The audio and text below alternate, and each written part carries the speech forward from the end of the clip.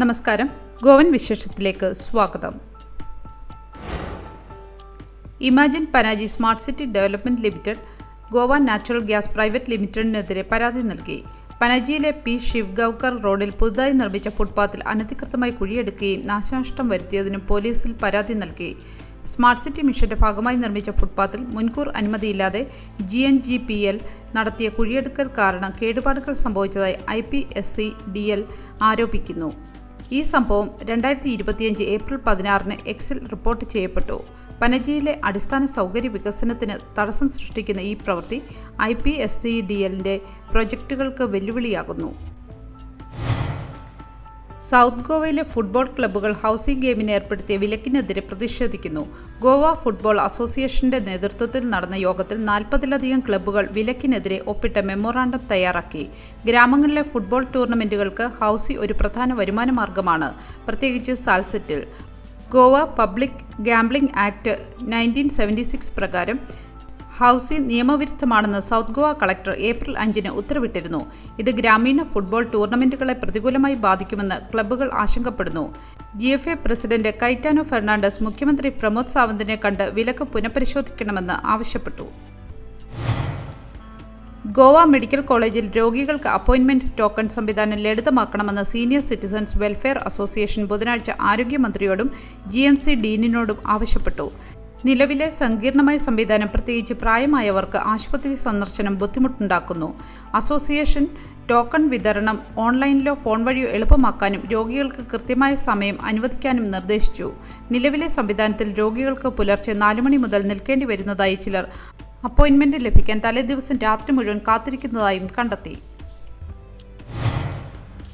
ഇന്നു മുതൽ എല്ലാ രജിസ്ട്രേഷനുകൾക്കും പുതുക്കലുകൾക്കും പാൻ കാർഡ് നിർബന്ധമാക്കി. ഏപ്രിൽ 11 പുറത്തിറക്കിയ സർക്കുലറിലാണ് പാൻ നിയമപരമായി നടപ്പിലാക്കുന്നതിന് ധനകാര്യ വകുപ്പ് എല്ലാ വകുപ്പുകളോടും നിർദ്ദേശിച്ചത്. മുഖ്യമന്ത്രിയുടെ അനുമതി ലഭിച്ചതിനെ തുടർന്നാണ് തീരുമാനം.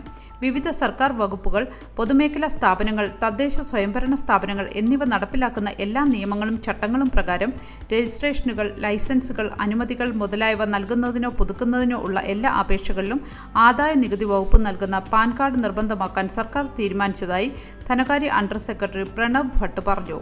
6 മാസത്തിനുള്ളിൽ എല്ലാ നിർദ്ദിഷ്ട അപേക്ഷ ഫോമുകളിലും പാൻ കാർഡ് നിർബന്ധമാക്കിയിട്ടുണ്ടെന്ന് ഉറപ്പാക്കാൻ ഭട്ട് എല്ലാ വകുപ്പുകളോടും ആവശ്യപ്പെട്ടിട്ടുണ്ട്.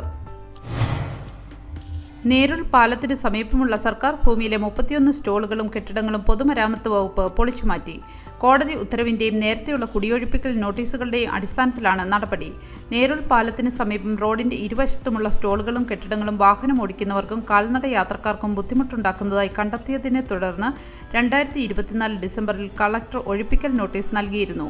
സ്ഥലം ഒഴിപ്പിക്കാൻ ഉടമകൾക്ക് 15 ദിവസത്തെ സമയപരിധി നൽകിയിരുന്നു. നേരുളിലൂടെ കടന്നുപോകുന്ന 10 മീറ്റർ വീതിയുള്ള റോഡ് ഒരു പ്രധാന റോഡാണെന്നും ഈ റോഡ് വീതി കൂട്ടാൻ പദ്ധതിയുണ്ടെന്നും PWD ഉദ്യോഗസ്ഥൻ പറഞ്ഞു. കോടതി ഉത്തരവ് പ്രകാരമാണ് ബുധനാഴ്ച 31 കെട്ടിടങ്ങൾ പൊളിച്ചുമാറ്റിയതെന്നും ബാക്കിയുള്ളവ ഇന്ന് പൊളിച്ചുമാറ്റുമെന്നും നേരുൾ സർപഞ്ച് രാജേഷ് കലങ്കുത്കർ പറഞ്ഞു. കോൺഗ്രസ് നേതാക്കൾ ഗാന്ധി കുടുംബത്തിനെതിരെ ED കുറ്റപത്രം സമർപ്പിച്ചതിനെതിരെ പ്രതിഷേധിച്ചു. ഇത് പ്രതിപക്ഷ പാർട്ടി നേതാക്കൾക്കെതിരായ ജനാധിപത്യ വിരുദ്ധ ആക്രമണമാണെന്ന് പ്രസ്താവിച്ചു. 2025 ഏപ്രിൽ 16 ദേശീയ തലസ്ഥാനത്ത് നടന്ന പ്രതിഷേധത്തിൽ EDയുടെ നടപടി രാഷ്ട്രീയ പ്രേരിതമാണെന്നും ഗാന്ധി കുടുംബത്തെ ലക്ഷ്യമിടുന്നതാണെന്നും കോൺഗ്രസ് ആരോപിച്ചു. നാഷണൽ ഹെറാൾഡ് കേസുമായി ബന്ധപ്പെട്ട സോണിയാഗാന്ധിക്കും രാഹുൽ ഗാന്ധിക്കും എതിരെ ചാർജ് ഷീറ്റ് ഫയൽ ചെയ്യേണ്ട കാലാവധി അവസാനിക്കുന്ന ദിവസമായ ഏപ്രിൽ 9 ED കുറ്റപത്രം ഫയൽ ചെയ്തു. BJP സർക്കാരിന്റെ വേട്ടയാടൽ തന്ത്രത്തിനെതിരെ രാജ്യവ്യാപകമായി പ്രതിഷേധം സംഘടിപ്പിക്കുമെന്ന് കോൺഗ്രസ് പ്രഖ്യാപിച്ചു. ബോഡി ക്യാമറയുള്ള ഇൻസ്പെക്ടർമാരോ SIമാരോ മാത്രമേ ട്രാഫിക് ചെലാൻ നൽകാവൂ എന്ന് മുഖ്യമന്ത്രി പ്രമോദ് സാവന്ത് പ്രഖ്യാപിച്ചതിന് 2 ആഴ്ചയ്ക്കകം ഹെൽമറ്റ് ധരിക്കാത്തതിന്റെ പേരിൽ 2000 രൂപ വാങ്ങിയ കോൺസ്റ്റബിളിനെതിരെ അന്യായമായ ഈടാക്കൽ ആരോപണമുയർന്നു. സംഭവത്തെ തുടർന്ന് പനാജി DYSP സുധേഷ് നായിക്കിനെ അന്വേഷണം ഏൽപ്പിച്ചതായി നോർത്ത് ഗോവ SP അക്ഷത് കൗശൽ അറിയിച്ചു. സംഭവം സോഷ്യൽ മീഡിയയിലൂടെ അഭിഭാഷകൻ ഐറിസ് റോഡ്രിഗീസ് പുറത്തുവിട്ടതോടെയാണ് വൈറലായി പ്രചരിച്ചത്. വാസ്കോ റെയിൽവേ സ്റ്റേഷന്റെ പ്ലാറ്റ്ഫോം നമ്പർ 1 ബുധനാഴ്ച ഉപേക്ഷിച്ച നിലയിൽ കണ്ടെത്തിയ 6.4 കിലോ ഭാരമുള്ള 6,37,000 രൂപ വിലമതിക്കുന്ന വെള്ളിക്കുട കാർവാറിലെ സായ്ക്കട്ടയിലെ സായിബാബ ക്ഷേത്രത്തിൽ നിന്ന് ചൊവ്വാഴ്ച മോഷ്ടിച്ച വസ്തുവാണെന്ന് തിരിച്ചറിഞ്ഞിട്ടുള്ളതായി നവ്ഹിന്ദ് ടൈംസ് റിപ്പോർട്ട് ചെയ്തു. റെയിൽവേ സ്റ്റേഷനിൽ ഉപേക്ഷിക്കപ്പെട്ട ഒരു ബാഗ് പോലീസ് പരിശോധിച്ചപ്പോഴാണ് വെള്ളി കൊണ്ടുണ്ടാക്കിയ കുട കിട്ടിയത്. വാസ്കോ റെയിൽവേ സ്റ്റേഷനിലെ CCTV പ്രവർത്തനരഹിതമായതിനാൽ ആരാണ് ഇത് അവിടെ ഉപേക്ഷിച്ചതെന്ന് കണ്ടെത്താനായിട്ടില്ല എന്നും റിപ്പോർട്ട് പറയുന്നു. നല്ലൊരു ദിവസം ആശംസിച്ചുകൊണ്ട് ഗോവൻ വിശേഷത്തിൻ്റെ ഈ വീഡിയോ ഇവിടെ പൂർണ്ണമാകുന്നു. എല്ലാ ദിവസവും വാർത്തകൾക്കായി ഫോളോ ചെയ്യണമെന്നും വാർത്തകളുടെ നോട്ടിഫിക്കേഷൻ ലഭിക്കാനായി ബെല്ലൈക്കൺ എനേബിൾ ചെയ്യണമെന്നും അഭ്യർത്ഥിക്കുന്നു.